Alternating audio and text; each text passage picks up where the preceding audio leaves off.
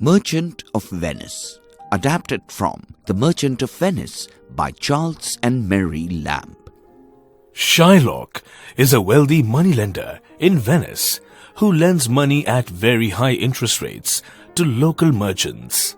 He is disliked by many, especially by Antonio, a young merchant who lends money to people in trouble. Since Antonio does not charge an interest, he is hated by Shylock but loved by his fellow citizens. Antonio has a dear friend, Bassanio, who he has often helped by lending money. One day, Bassanio asks Antonio for a loan of 3,000 ducats to be able to marry Portia, the rich woman he loves. But Antonio does not have the money at the time, as he is still waiting for his ships that are homebound. To help his friend, Antonio approaches Shylock.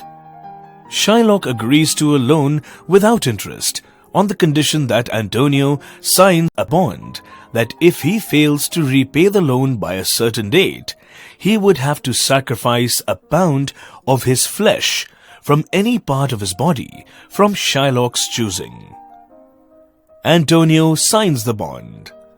Bassanio and Portia marry in Belmont. Portia gives him a ring, and he vows to never part with it. After marriage, Bassanio gets legal right to Portia's money. While in Belmont, Bassanio receives a letter from Antonio saying that his ships are lost. This means he would have to offer a pound of flesh to Shylock. Bassanio returns to Venice immediately. Shylock refuses Bassanio's money, and the case is presented before the Duke of Venice. Meanwhile, Portia decides to help Antonio. She takes advice from her relative, Bellario, a law counselor. She arrives in Venice on the day of the trial, dressed in men's clothes. She presents Bellario's letter to the Duke that says that Bellario is sick and Balthazar would take his place. Portia, disguised as Balthazar, begins her argument by speaking about the nobility of mercy, but receives no reaction from Shylock.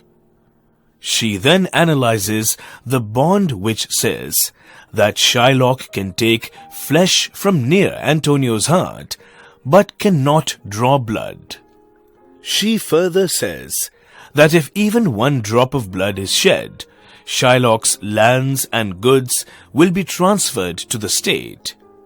Shylock realizes his defeat and at once accepts Bassanio's offer. But Portia points out that since Shylock has conspired against a Venetian citizen's life, his life would be at the mercy of the Duke.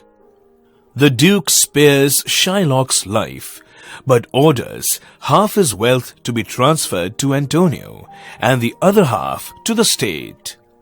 Antonio gives up his share of Shylock's wealth on the condition that the wealth be transferred to Shylock's daughter and husband after his death. The court is dismissed.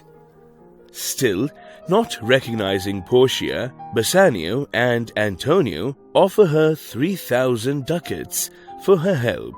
But Portia refuses the money and asks instead for Bassanio's ring. Bassanio is grief-stricken, but agrees to part with it. At home, Portia and Bassanio argue about the ring. Before she finally reveals that she had been disguised as Balthazar all along,